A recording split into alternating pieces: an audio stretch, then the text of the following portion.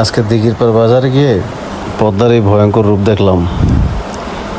নদীর এখন যে অবস্থা, তাতে আমার আশঙ্কা হইতেছে যে কোনো সময় ভাঙন শুরু হইতে পারে।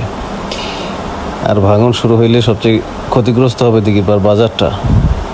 এই বাজারটাকে রক্ষা করা দরকার, কারণ এদিকে যারা বসবাস করি আমরা, এই বাজার কেন্দ্রিক সবার জীবন জীবিকা এই বাজারের সাথে জড়িত। শুধু দিঘির পাড় না, আশপাশের অনেকগুলো ইউনিয়নের মানুষ প্রত্যক্ষ বা পরোক্ষভাবে বাজারের উপর নির্ভরশীল। তাছাড়া এর আগে অনেকবার দিঘির পাড় বাজার ভাঙনের শিকার হয়েছে।